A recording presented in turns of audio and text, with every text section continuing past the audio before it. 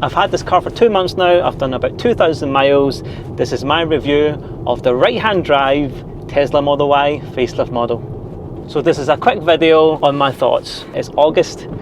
This is what Scotland looks like.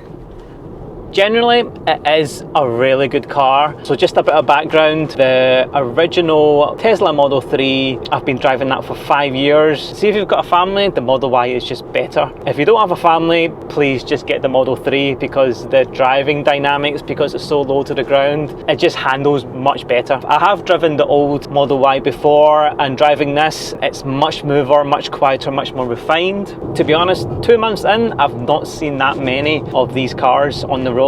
I mean, I did buy it in the peak where Tesla politics wasn't the best. Elon did not have I mean, to this day, he doesn't really have a really good name. But I got this car solely because I got a really good deal on it, and I still think Teslas are a really good option in regards to safety, the technology, and in this case, the price. I was always going to go for another electric car because I'm totally converted. We did look at BYD, and I went in thinking it was the cheaper option, but it was way more expensive than what I was getting for this one. So let's start with the bad points. So I'm a serial track skipper when it comes to music. I keep pressing the skip button. It's on this wheel here, and it's actually surprisingly hard to press, and it doesn't make it easier because there's now buttons in the steering wheel. When it comes to technology, if it doesn't work 100% of the time, I get annoyed. So 1 in 10 times when I'm trying to press it, I'm pressing it in, which pauses the track, which is super annoying,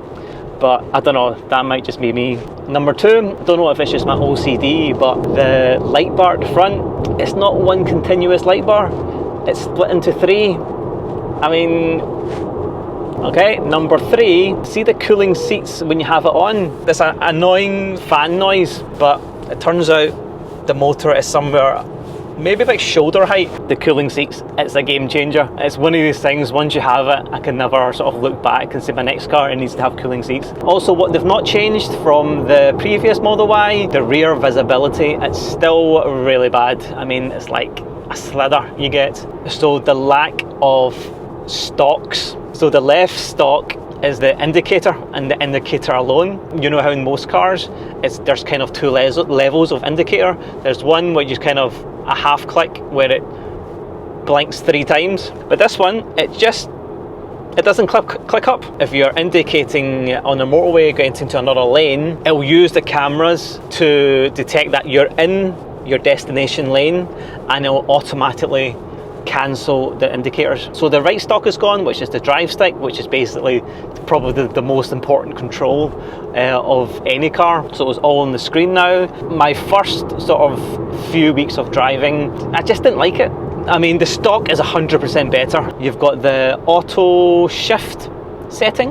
It is a nice feature, and I've got it on at the moment, but sometimes I do need to intervene and flick it into drive just to speed things up sometimes. It's all about trying to get them closer to this self-driving thing. It depends on the driver, I guess. You can be very hands-on or you can be very hands-off. And lastly, the boot closing mechanism. You do need to sort of widely step out the way for it to close. I'll give you an example of this closing boot. Oh. Maybe they fixed it. Oh, see, I wasn't anywhere near it.